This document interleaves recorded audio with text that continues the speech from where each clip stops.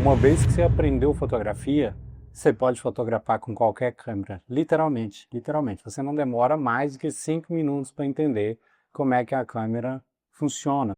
Saudações efusivas, eu prometi no início desse ano, de 2025, que eu iria ensinar fotografia aqui nesse canal de graça. Demorei um pouquinho, mas agora estou começando a pagar minha promessa de uma maneira direta. Hoje eu vou explicar para você como funcionam as câmeras fotográficas. Não é um vídeo muito longo, mas é importante que a gente entenda como funciona esse instrumento, né, que é a base para a gente fazer fotografia. E eu vou fazer, na verdade, uma sequência de vídeos, que é essa que a gente chama de fotografia básica, né? Então toda a técnica básica eu vou fazer aqui, então tudo que você precisa saber para começar a fotografar. E hoje eu vou começar falando do mais básico de todos, que é como funcionam as câmeras fotográficas. E aí já a coisa mais importante que você tem que saber: todas as câmeras fotográficas funcionam da mesma maneira, seguem o mesmo princípio de funcionamento. Desde o seu celular, aquelas câmeras gigantonas com Foley aqui, inclusive vai ter um vídeo sobre os tipos de câmeras, elas funcionam da mesma maneira, tá? Não é porque agora a gente tem aí câmeras super modernas digitais que a gente mudou o funcionamento da câmera. Então vamos lá, vamos ver como funcionam as câmeras fotográficas. Vou mostrar aqui um slide rapidinho, vou mostrar uma câmera também.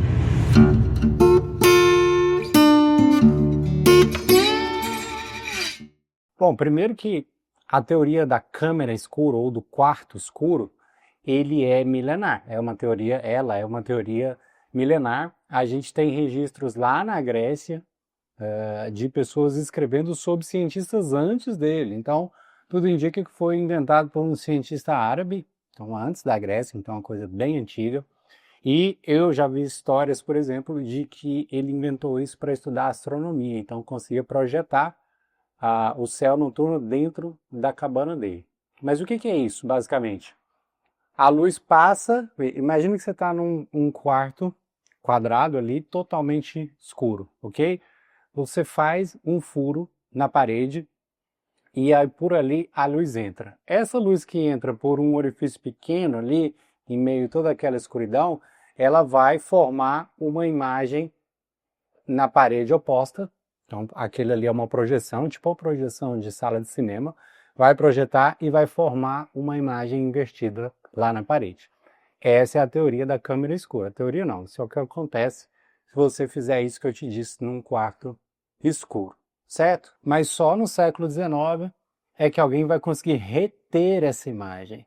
E aí, quando a gente retém essa imagem projetada, é que a gente tem a fotografia. Então, foto vem de luz, de fóton, e grafia vem de escrita. Então, seria escrever com a luz, numa tradução assim, simplística. Então, a fotografia é a gente conseguir reter a imagem através da luz, ok? Então, assim, para reter a imagem, a gente precisa de um suporte que a gente chama de fotossensível.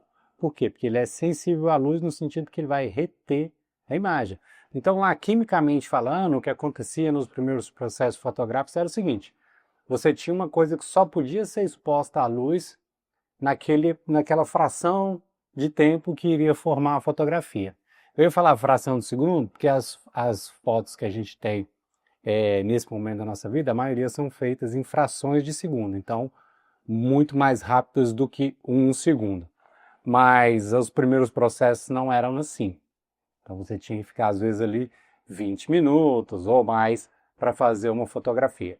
Então, você tem essa coisa que era exposta à fotografia e aí você tinha que revelar, ou seja, você daria um banho químico nessa coisa que reteve a imagem e aí a imagem apareceria ali. E depois você dava outro banho químico para fixar a imagem, para que ela não desaparecesse.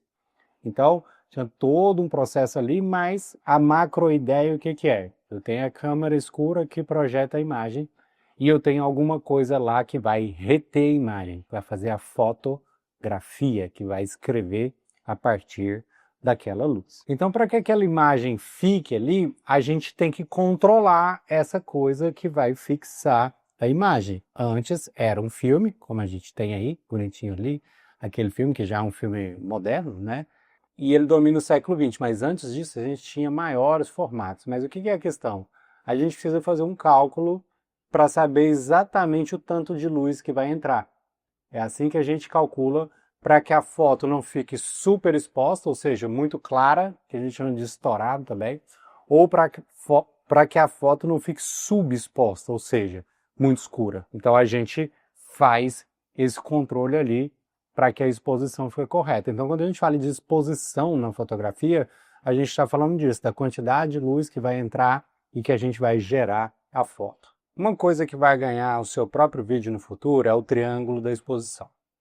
Eu vou ter que explicar ele mais profundamente para vocês entenderem como ele é uma ferramenta, um conhecimento que a gente usa no dia a dia. Toda hora que a gente vai fazer uma foto, a gente usa o triângulo da exposição. Mas aqui é só para a gente ter um vislumbre do que é aí. Por que é um triângulo? Porque são 3 coisas da câmera que toda fotografia que a gente tira tem. Então, todas as fotografias que você tira, você controla essas 3 coisas. Não tem escapatório. Mesmo que todas elas estejam no automático, mesmo que uma ou 2 delas estejam no automático e a outra no manual, você vai usar as 3 coisas. Então, quando você dominar o triângulo da exposição, você vai ter dominado a teoria básica da fotografia e já pode se sentir bem equipado para fotografar, tecnicamente equipado. Então vamos lá. Como que é articulado aí essas 3 coisas? A primeira é o diafragma da lente. Então você tem uma câmera e você tem ali a lente da câmera, beleza? Então com a lente da câmera você faz, claro, determina o seu ângulo de visão, mas é por ali que tem o que seria o buraco na parede para entrar a luz. Então a primeira coisa que você controla é a abertura da lente, que seria o olho. Depois a gente tem uma coisa que chama obturador. O que é o obturador? O obturador é uma espécie de cortina. Então ele fica fechado o tempo inteiro. Em algumas câmeras digitais ele fica aberto, mas a ideia é o quê? Quando você tira a foto, essa cortina abre para a luz entrar e fecha muito rapidamente. Então quando isso acontece, você determina o tempo em que a sua fotografia vai ser formada. Então, spoiler, a gente tira muitas fotos, por exemplo, com velocidade 125. O que isso quer dizer? Que o tempo de exposição foi 125 vezes mais rápido do que 1 segundo. Então, a gente tira muitas fotos que são ali abaixo de 1 segundo, mais rápido do que 1 segundo, tá? E tira também acima, às vezes você tira fotos com 30 minutos de exposição, principalmente quem faz fotos noturnas e tal. Tem uma onda aí, que vocês vão aprender a controlar, mas é o obturador que faz essa questão do tempo. Então, se ele faz o tempo, ele representa o movimento na fotografia. E o outro é o ISO, que é, na verdade, a sensibilidade daquilo que vai reter a imagem em relação à luz, ou seja, mais ou menos sensível. Então, no caso da fotografia digital, é o nível de sensibilidade do sensor à luz, né? As ondas eletromagnéticas da luz. Então pensa assim, quando você acorda de manhã, está naquele quarto escuro e entra aquela primeira luz, você está muito sensível à luz. Por quê? Porque você está ali escuro e aí entra aquela luz e até talvez dói o seu olho, certo? Isso seria um ISO. Agora, quando você está meio-dia num lugar altamente ensolarado, você está menos sensível. E se você não conseguir ficar menos sensível o suficiente, você pode ainda pôr um óculos escuro para te ajudar. Então o ISO é mais ou menos isso, a gente deixa mais ou menos sensível e aí cada um deles tem um resultado final na imagem, tá? Então quando você tira a foto, nesse momento em que você aperta o botãozinho aí do seu celular, da câmera, enfim, o que acontece?